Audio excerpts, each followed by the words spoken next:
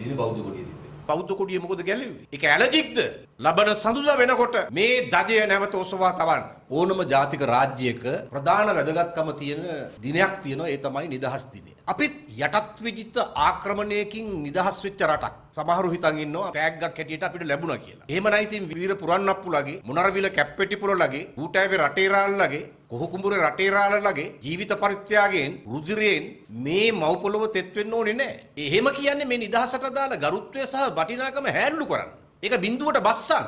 ඒ නරුම මනසින් තමයි ඒ අර්ථකථනය දෙන්නේ. ඒ නරුම මනස සහ ඒ අර්ථකථනයේ තියෙන පිරිසක් අතේ තමයි අද මේ රටේ පාලන බලය තියෙන්නේ. එසේ තිබියදී අපි සමරනු ලබන එකම දිනය පෙබරවාරි 4 නිදහස් දිනය. ඒ දිනය සමරන්නේ සියලු මුතුන් මිත්තන්ගේ ඒ ජීවිත පරිත්‍යාගයන්, ඒ උස් වටිනාකම්, ඒ උස් කැපකිරීම, ඒ සියල්ල ස්මරණය කරන්න තමයි. ඒ සියල්ල පිටුපස තියෙන මහා කතාවේ අභිමානය නූතන පරම්පරාවන්ට, ඊළඟ පරම්පරාවන්ට කාන්දු කරන්න තමයි ජාතික නිදහස් දිනය කියන එක සමරන්නේ. ඊයේ මොකද්ද සමරුවේ?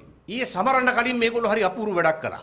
ඒක තමයි පටන් ගත්තු තැන. නිදහස් චතුරස්‍රයේ ඉදිරිපස ඉතා විශාල කණුවක බෞද්ධ කොඩියක් ඔසවා තිබුණා. මේක නිකන් වෙසක් එකට දාපු බෞද්ධ කොඩියක් නෙවෙයි. ඕයකට දාපු බෞද්ධ කොඩියක් නෙවෙයි. මේක 16 වෙනි සම්බුද්ධත්ව ජයන්තිය මේ පොළොවේ සැමරුවා, උත්කර්ෂවත් සැමරුවා කියන එක අනාගත බෞද්ධයන්ට පවා දැනගැනීම සැලැස්වීම සඳහා තමයි ඒක කළේ. ඒක එක්තරා ආකාරයක ස්මාරකයක්. නිදහස් චතුරස්‍රයට 78 වෙනි නිදහස් සමරුව අරන් ගිහිල්ලා අනුර කුමාර ජනාධිපතිගේ ආණ්ඩුව නිදහස් උළෙලට මුවා වෙලා පළමුවෙන්ම කළේ අර සම්බුද්ධත්ව ජයන්තිය වෙනුවෙන් 2011 සවි කරපු අර ලොකු කණුවේ තිබිච්ච බෞද්ධ කොඩිය ගැලෙව්වා. ගලවුවයි කියන ආරංචිය ආවම අපි හිතාගෙන හිටියා එහෙනම් ඒකේ ජාතික කොඩිය හිටවන් දාලා වෙන්න වෙති. ඒ ජාති ආයි නිදහස් දින උළෙල ඉවරුනාම ජාතික කොඩිය අයින් කරලා බෞද්ධ කොඩිය දානවා ඇති කියලා. එහෙම නෙවෙයි. ඒ කණුව නිකන් හිස්ව තිබුණා. ඒ කණුවේ බෞද්ධ කොඩියක් නැහැ, ජාතික කොඩියක් නැහැ. ඊට වඩා කුඩා කණුවක ජාතික කොඩිය හයි කරලා තිබුණා. මම ඔබට දැන් පෙන්වන්නම්. අපි ඒක පටිගත කරපු වීඩියෝ පටය ඔබට උනත් දාන්න අවශ්‍ය නම් ලබා දෙන්න පුළුවන්. මෙන්න බලන්න මේකේ කොහොමද තියෙන්නේ කියලා. මේ තියෙන්නේ ජාතික කොඩිය. දාස්තිනේ දාපු. මේ තියෙන්නේ හිස්. ඒ තමයි බෞද්ධ කොඩිය තිබ්බේ. ඔය තියෙන්නේ බෞද්ධ කොඩිය. හිස්. ඒ කියන්නේ කලින්ම ගැලෙව්වා. දැන් මේකෙන් පෙන්වන්නේ මොකද්ද? එදා නවනීදන් පිල්ලේට ඇහි ඇනිච්ච කටුව ගලවනවා නම් නිදහස් දිනේට මුවා වෙලා එතනින් නම් වැඩේ පටන් ගන්න. බෞද්ධයෝ මූලික කොටගත්තු කොහෙවත් ත්‍රස්තවාදී සංවිධානයක් නැහැ. බෞද්ධයෝ මූලික කොටගත්තු කොහෙවත් මරාගෙන මරන බෝම්බකාරයෝ නැහැ. ඒ තමයි මේ දහම එහෙම මිනිස්සු නිර්මාණය කරන්නේ නැහැ. ලෝකයටම සහනශීලීත්වය ප්‍රදානය කරන දහමක්. එහෙදා මේ තියෙන ප්‍රධානතම සංකේතය ලෝකෙම තියෙන බෞද්ධ කොඩිය නිර්මාණය කළේ මේ පොළොවේ.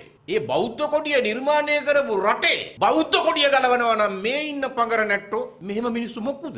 ඒ නිසා අපි අහන්නේ බෞද්ධ කොඩිය මොකද ගැලෙව්වේ? ඒක ඇලර්ජික්ද? ඒක දැක්කම නිකන් නලියනවද?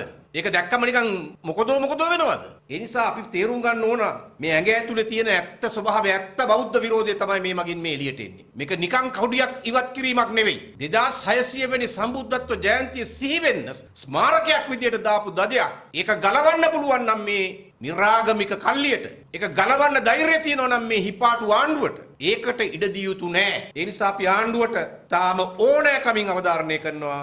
වහාම අපි දින 3ක් දෙනවා. ලබන සඳුදා වෙනකොට මේ දජය නැවත ඔසවා තවන්න. එසේ නොවන්නේ නම් එම දජය ඔසවාලීම සඳහා මේ රටේ සකල සාමකාමී බෞද්ධ ජනතාව පෙරට කොටගෙන අපි ඒ කටයුත්ත කරන්න ඉදිරිපත් වෙනවා. ඒක වළක්වන්න බෑ.